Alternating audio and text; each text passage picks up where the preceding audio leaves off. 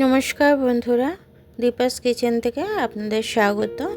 আমি আজকে ডিম পরোটা নিয়ে এসেছি। তার জন্য দেখুন আমি পেঁয়াজ নিয়েছি, কাঁচা লঙ্কা নিয়েছি। এগুলো চপারে আমি পেঁয়াজগুলো দিয়ে দিয়েছিলাম। ওগুলো খুব মিহি হয়ে গেছে পেঁয়াজগুলো। ওটা আমি ময়দার মধ্যে দিয়ে দিলাম। এবার স্বাদ অনুযায়ী নুন দিয়ে দিলাম। দিয়ে এবার আমি দুটো ডিম ভেঙে দেব। দুটো ডিম ভেঙে দিয়ে আমি এবার এটাকে ভালো করে ব্যাটারটাকে গুলিয়ে নেব।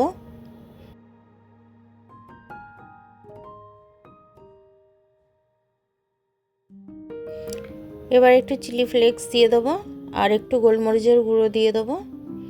দিয়ে আমি এটাকে ভালো করে পরিমাণ মতো জল দিয়ে আমি এটাকে মিক্স করে নেব। এটা সকালে বিকেলে নাস্তার জন্য খুব ভালো হবে, হালকা ফুলকা।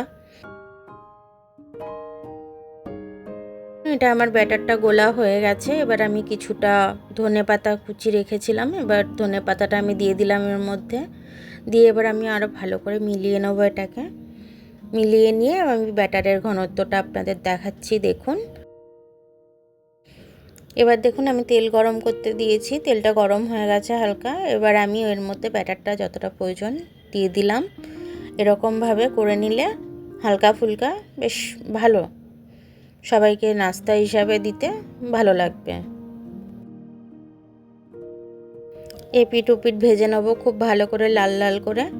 তারপরে এটা খেতে খুব ভালো হবে।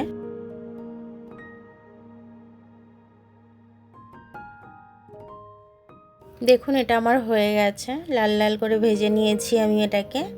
এবার এটাকে খেতে গেলে দেখবেন নরমও লাগবে খুব সুন্দর, আর খুব মুচমুচও করবে।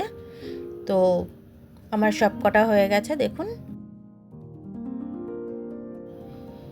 দেখুন এটা কীরকম খেতে হয়েছে এবং কীরকম ছিলে নরম একদম, অথচ কিশমিও খেতে হবে। তো দেখুন আমি একটা হাতে নিচ্ছি, দেখুন দু পিটি লাল কি সুন্দর হয়েছে, একদম হাতের মুঠোর মধ্যে চলে আসছে। এবার দেখুন আমি ছিঁড়ে দেখাবো এটাকে।